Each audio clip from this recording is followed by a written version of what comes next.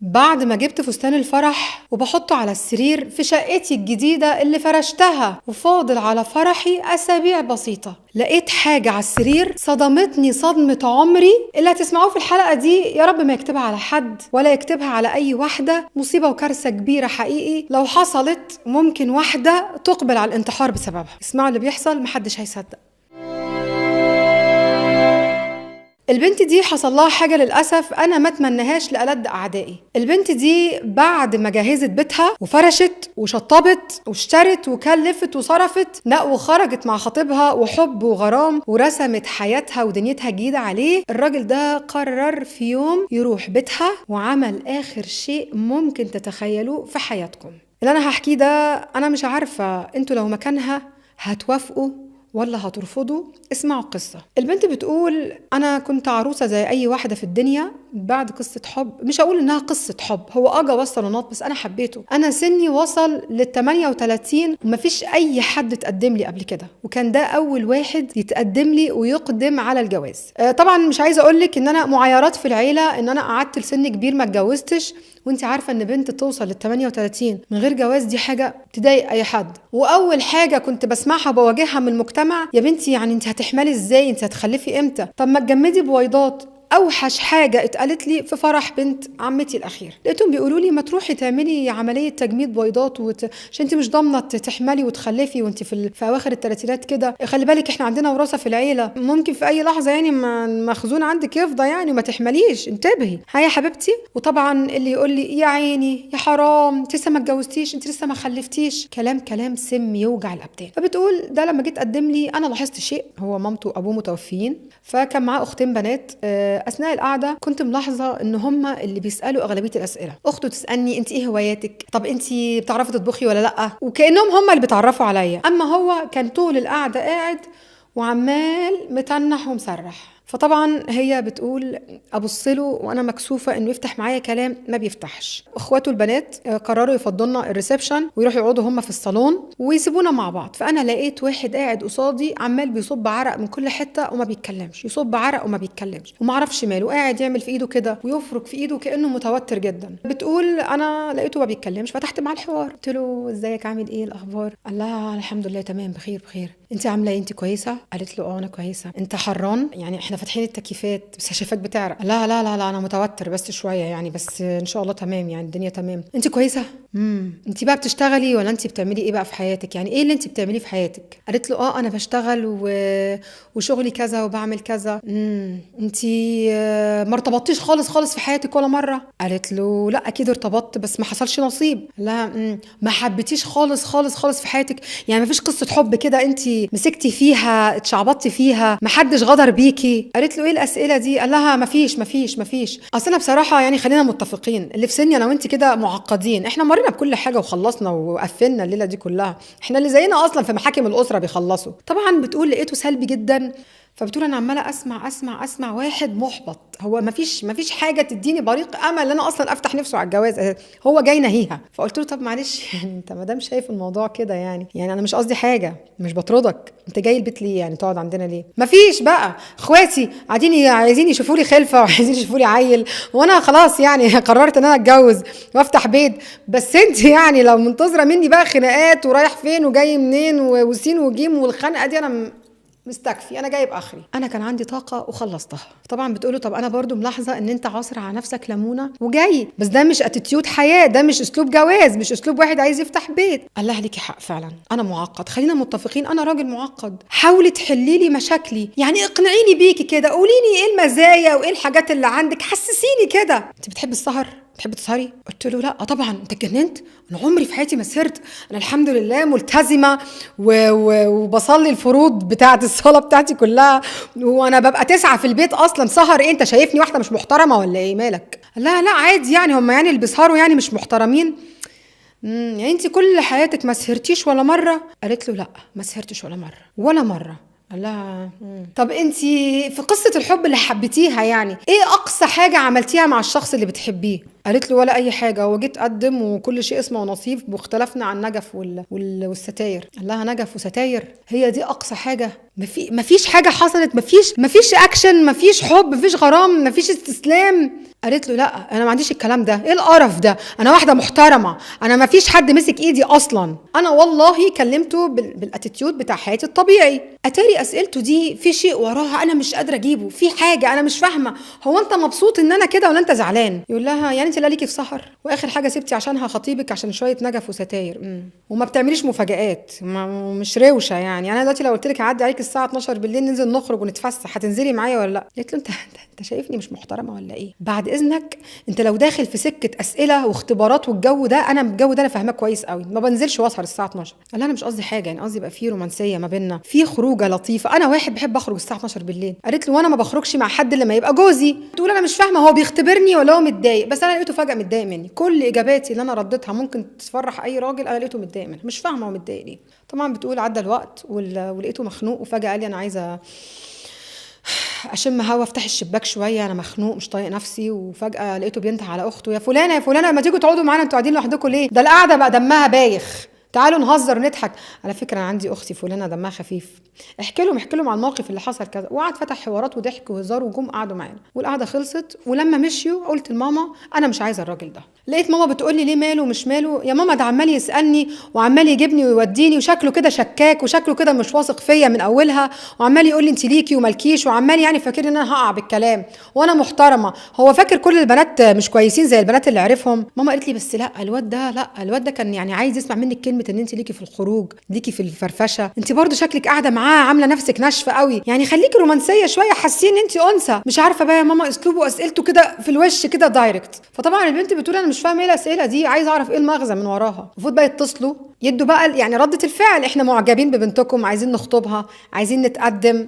ما اتصلوش. طبعا البنت بتقول انا انهارت واتخنقت وزعلت وقلت انا كل شويه اترفض، انا مفيش جوازه بتكمل لي. حد بتقول في رابع يوم لقيت تليفون بيرن، لقيت ماما جايه بتزقطط، الحقي اخته اتصلت بينا وعايزين يقابلونا وعايزين. الحمد لله يا رب يسهل لك يا بنتي، يا رب يرفع عنك يا بنتي، انت محسوده انت. فبتقول انا خلاص ما صدقت، بس برضو انا حاسه ان في حاجه. طبعا بتقول انا استغربت، لقيتهم وافقوا وعايزين يخطبوني ويكملوا وخلاص بقى الجوازه تمام. طبعا بتقول انا مش هقولك ان انا كنت بقابله كل يوم واحنا مخطوبين، احنا كانت يمكن مقابله كل اسبوع مره، ما كانش بيخرجني كتير، كان بيجي لنا البيت. انا رضيت وماما قالت لي ارضي وكملي وخلاص. انا زي اي بنت، انا عندي 38 سنه، امي بتجهزني من وانا في ثانويه عامه، بتجهز، انا عندي كميه جهاز ما تخطرش على بالك، مالت اوضه كامله ودخلنا على سراير اخواتي وفردنا تحتيها، وناقص نخش على الجيران ونحط عفشي وحاجتي تحتيها، انا مجهزه حاجات كتير قوي. ما كنا صدقنا، احنا اول ما عرفنا ان في عريس قعدنا نعمل جرد، اساسا جرد للحاجات اللي هاخدها واللي مش هاخدها من كتر ما هي كتيره. طبعا البنت بتقول عدى الوقت وما بيكلمنيش كتير في التليفون، بيختفي عليا بالايام. ماما تقول لي ما تعقديهوش، سيبوه براحته، واضح ان عنده مشكله نفسيه. وهي تقول انا جيت على نفسي كتير قوي، خلاص رسمت طموحاتي وحياتي. لحد ما طبعا قال لها انا عندي شقتي بتشطبه، هنفرشها بس مع بعض. فعلا نزلوا جابوا الجهاز وجابوا العفش وجابوا كل حاجه وفرشوا وعملوا. بس بتقول برضو الا ما في مره لاحظت ان هو رومانسي معايا، ودايما قافل مني كده او شادد مني، ويحاول يجرني في سكه انا مش فاهمه ايه السكه دي، وانا بقفل معاه في التليفون ومش فاهمه. لحد طبعا ما بتقول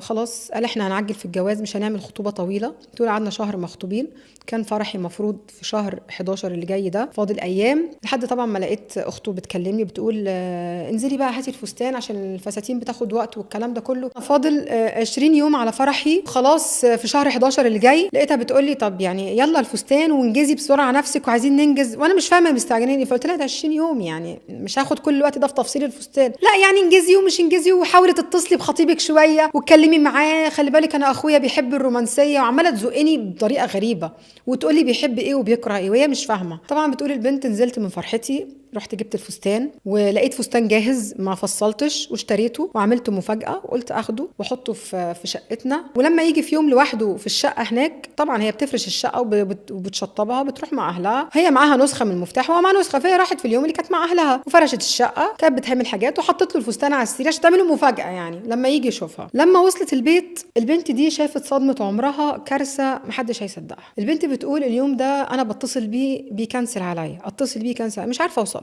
طبعا دي عادته اللي هيشتريها. بس قبلها بيوم كان دابب معايا خناقه كبيره جدا من لا شيء، وما كانش طايقني وكان عصبي جدا، وبقاله فتره عصبي بطريقه غريبه وانا مش فاهماها ومش عارفه افهمها. لحد ما بتقول اليوم دوت رحت فاتصلت بيه عشان اقوله ان انا رايحه انا واخواتي، يعني هنعمل حاجات في الشقه ونفرشها عشان يبقى عارف ان احنا هناك. فما بيردش، يكنسل. البنت بتقول بعد ما وصلت دخلت غرفه النوم علشان احط الفستان على السرير وارتب بقى بيتي بقى اللي هفرشه وهتجوز فيه، ده فاضل ايام 20 يوم مش كتير يعني. لقيت صدمه عمري على السرير اللي ما كنتش اتوقعها. البنت بتقول لقيت ورقة عريضة متطبقة، فبتقول بفتحها طبعا لقيت فيها أغرب رسالة ممكن تتخيليها. بيقول لي في الرسالة: فلانة، أنا لا واطي ولا ندل ولا نجبان، ولا أنا حبيتك ولا أنا بكرهك، بس أنا عندي سر ما صرحتكيش بيه قبل كده، ولما كنت بسألك أنت ليكي وليكي وليكي وأنت كنت تهربي مني وعايزة ترسمي لي صورة البنت المثالية، ده مش معنى أن أنا قصدي أو أن أنا بشكك فيكي في حاجة. أنا فعلا ما حبيتكيش، أنا كنت على علاقة ببنت قبلك وبحبها جدا جدا فوق ما تتخيلي، والبنت دي لحد النهاردة ما بتفارقش أفكاري، وحصل ما بيني وما بينها تاتش كبير بسبب أهلها، والتاتش ده أنا مش حابب أذكرهولك، بس في مانع كبير إن احنا نتجوز، والسبب الرئيسي في منعي للجواز ليها أبوها كان رافضني تماما بدون ذكر تفاصيل. بس أنا بالله عليكي بعد الرسالة دي أنا مش عايزك تتصدمي ولا تفتكري إن أنا واطي ولا تتكلمي مع أخواتي البنات أصلا تلوميهم في حاجة، هم ما لهمش ذنب في الموضوع ده، هم حاولوا إن هم يخرجوني من التجربة دي بيكي وحاولوا يقنعوني بيكي أكتر من مرة وأنا كنت برفض. أنا عايزة أقولك إن أنا بسببها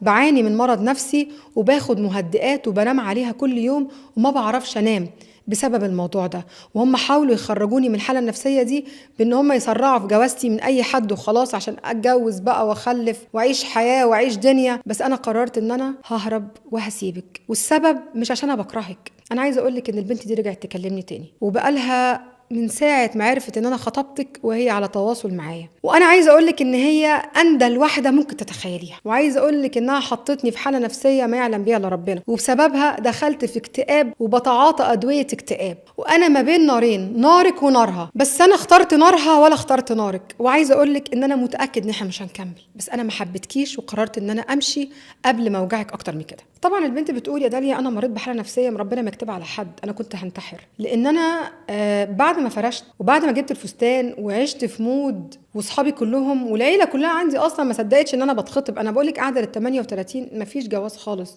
وكنت حبيته جدا وهو يتحب الحقيقه، كنت راسمه معاه حياه ودنيا، ويعني مش عايزه اقولك ان ربنا ما يكتبها على حد، ودي حاجه فعلا يا جماعه توجع، ان واحده قبل فرحها اشترت الفستان وشطبت وفرشت ان كل حاجه تتفركش ويمشي من غير اسباب. يعني هي بتقول اللي وجعني ان ما كانش في بينا مشاكل، هو مشي من غير اسباب. طبعا البنت عانت من مرض نفسي ومشكله نفسيه كبيره جدا وعصبيه، وطبعا الخطوبه اتفضت وهي اخذت حاجتها ورجعت حاجتها بيت اهلها تاني، والشقه اتقفلت على كده خلاص، الموضوع انتهى، كل شيء اسمه ونصيب. تقول بقى حاليا حصل حاجه غريبه قوي. تقول هو بقاله شهر ونص ما بيكلمنيش خالص، لقيته راجع بيكلمني: فلانه انا بعد اذنك عايز اقابلك ضروري في موضوع مهم عايزه اكلمك فيه. طبعا بتقول انا لما شفت المسج بتاعته لكي ان تتخيلي انا الروح ردت فيا. انا واحده كنت شاطره جدا جدا في شغلي وحياتي، وهي بتشتغل في منظومه علميه، يعني انتوا عارفين مجال الطب والعلم ده بيبقى عايز واحده واعيه، واحده متفرغه فكريا. فبتقول انا بسببه ما بقتش اروح الشغل، انا بعاني من مرض واكتئاب نفسي. لما رجع كلمني انا لقيت روحي ردت، على الرغم ان هو عامل فيا موقف، يعني لو كان قتلني كان اهدى، يعني لو كان قال لي اسباب قبل ما يمشي كانت اريح، كان هو سابني فجأة وما قاليش ان هو على علاقة بحد قبل كده. هي ما ردتش على المسج، فضل يرن عليها، ولما ردت عليه فضل بيقنعها بالرجوع وان هو عايز يرجع لها، وان هو كان مسحور، وان البنت دي كانت ضحكة عليه، وهعمل لك اللي انت عايزاه ويلا بينا نكمل، انت بنت ناس، انا خسرتك، انت محترمة، انت كنت كويسة، انت ليكي حق، وانت وكلام كتير جدا. طبعا بتقول ان هو عارف ان انا بعاني من مرض نفسي بسببه، ان في كلام وصل يعني عن طريق اهلي الاهل والكلام ده. فبتقول انا مش عارفه هو راجع كانه حاسس بتانيب الضمير وعايز يصلح حاجه هو كان السبب فيها، بس اللي حصل.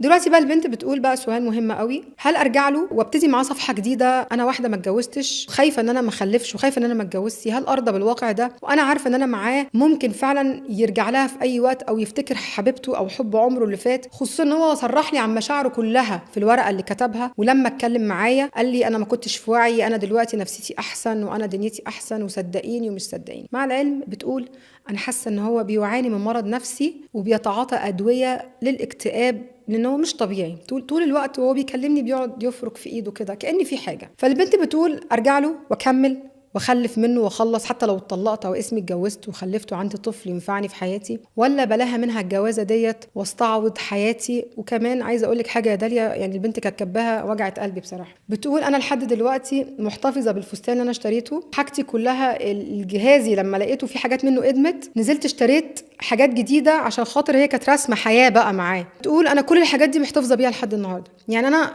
لو خدتها وفرشتها خلاص البيت هيمشي. فهل ارضى واتغاضى عن الموضوع ده ولا ما اكملش وابعد؟ هي عايز تسمع رايكم طبعا في الكومنتات، تسمع رايي انا كمان. كانت هي دي المشكله اللي هي بعتها النهارده. طبعا وجع قلب ما بعده وجع، بس انا دايما يعني كلمه بقولها لاي حد بيتفرج عليا، ما تقبلش ان انت تبقى انسان على الرف. بمعنى ان انا وقت ما عاوزك بنزلك وبشيل التراب من عليك وبعيد استخدامك مره اخرى، وقت لما ما عاوزكش ارجعك على الرف واسيبك لحد ما تطرب وانا عارف ان انت قاعد على الرف. يعني انت انسان مضمون. اوعي تحطي نفسك في الخانه دي، اوعي. مفيش اي حاجه في الدنيا من معتقداتنا احنا كعرب اسمها قطر الجواز فاتني والخلفه والدنيا والحياه. اوعي. لو انت فاكره ان سعادتك في ان انت تتجوزي، وحتى لو انت حاطه في دماغك عارفه انك هتطلقي عشان بس تخلفي طفل، يعني دي برضو مش لوجيك خالص. ده على فكره نظريه بنات كتير دلوقتي تقول لك انا ما عنديش مشكله، انا عايزه اتجوز عشان اخلف بس مش فارق معايا اتطلق. انت ربنا لو كان كاتب لك انت تتجوزي عشان تخلفي كان كاتبها لك بالاسلوب الصح، مش باسلوب الخلفه والطلاق والسنجل ماذر اللي طالع موضه دلوقتي ترند. بنات دلوقتي بقى يتجوزوا عشان يتطلقوا، يعني هي دلوقتي بنات بقى حرفيا عايزين بس يتجوزوا عشان تتطلق وتخلف طفل ومش عايزه الراجل، هي مش فارق معاها الراجل. وعكس